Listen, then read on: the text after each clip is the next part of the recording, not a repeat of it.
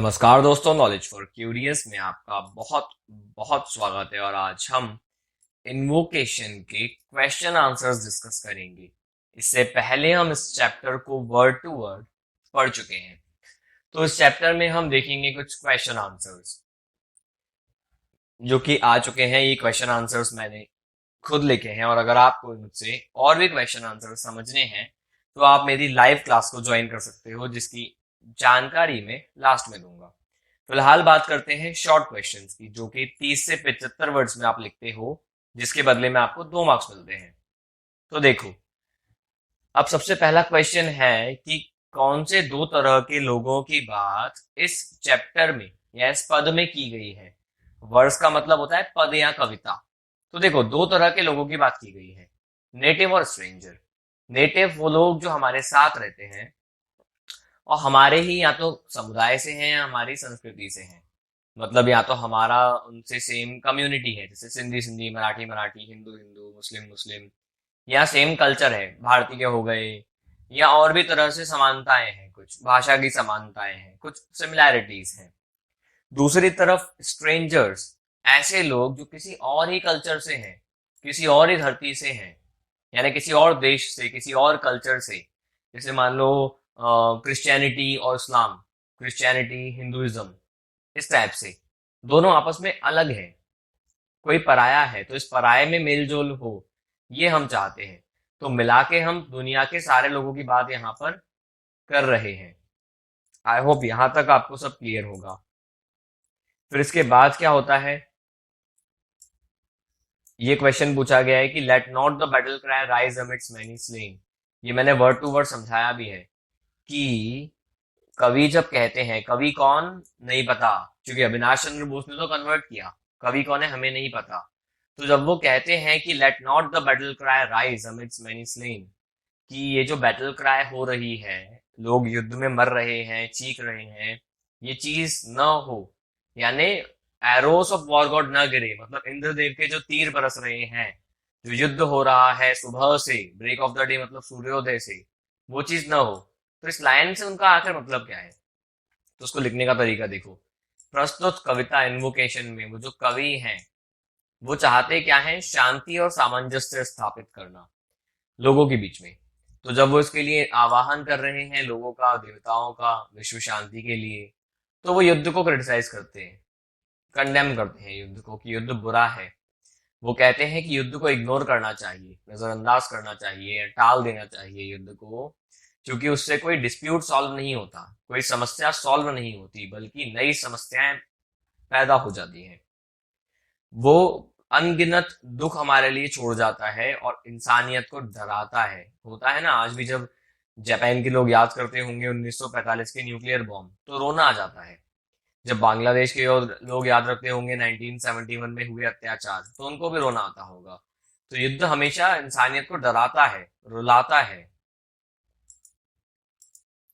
अब क्वेश्चन है कि कितने तरह से यूनिटी को देखा गया है, यानी एकता को कितने तरह से देखा गया है। ये अभी अभी 2020 में पूछा गया है। तो देखो, इस कविता में यूनिटी को देखा गया है कई तरीके से। कई तरीके की एकता हमको चाहिए, कवि को चाहिए। पहले, लोगों के बीच में, लोगों के बीच में एकता होना चाहिए, ताकि अपने पराये का भेद, अपने पराये की लड़ाई ना बचे। फिर हमारे विचारों में या हमारे ओपिनियंस, हमारे विचारों में, हमारी भावनाओं में या हमारे उद्देश्य में एकता होनी चाहिए। कोई लड़ाई ना हो हमारे उद्देश्य में, हमारी विचारों में। वो चाहते हैं परफेक्ट, एकदम कंप्लीट यूनिटी, ताकि कोई क्लैश ऑफ आइडिया ना हो, हमारे विचार आपस में न टकराएं।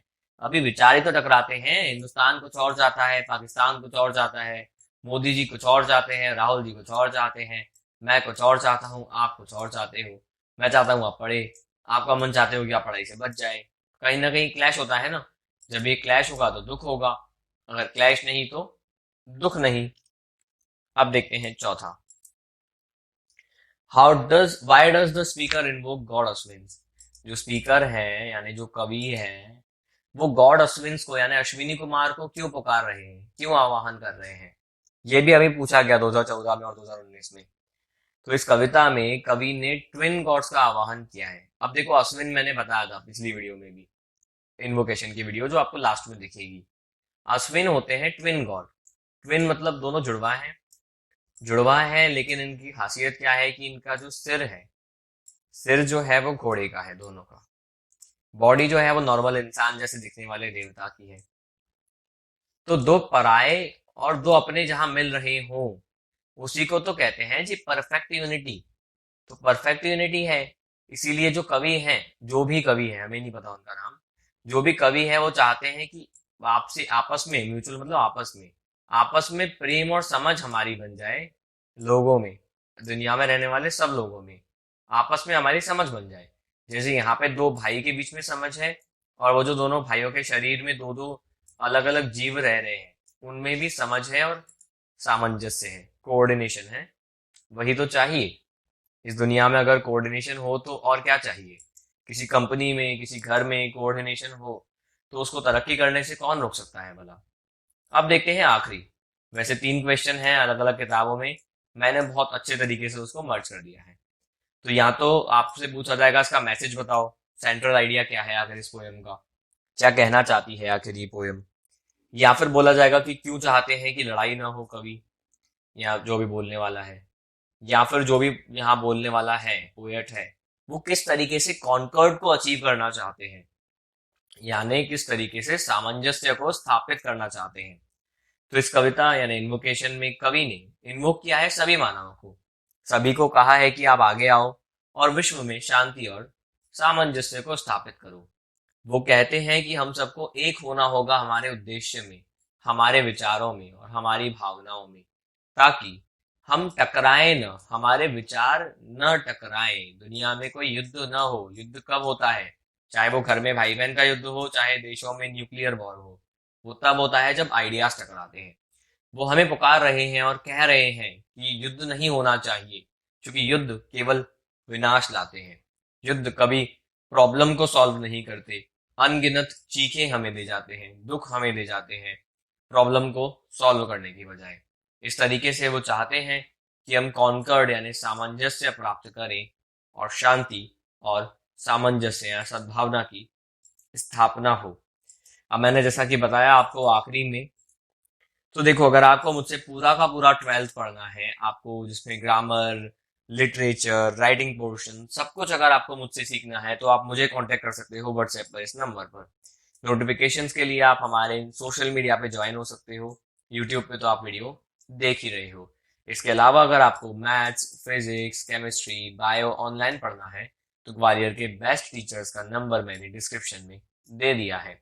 अगर आप या आपका कोई भाई क्लास 10th में है, तो उसके लिए भी हमारे पास ऑनलाइन क्लासेस है, जहाँ हम आपको साइंस, सोशल, मैथ्स, इंग्लिश ये सब कुछ पढ़ाते हैं। अलग अलग फैकल्टीज, यहाँ इंग्लिश और सोशल मैं पढ़ाता हूँ। ये है क्लास 10th के लिए नंबर। फिलहाल इस वीडियो को लाइक जरूर करें अगर आपको पसंद आई हो, अपने क्लासमेट्स के साथ उसको शेयर करना ना भूलें।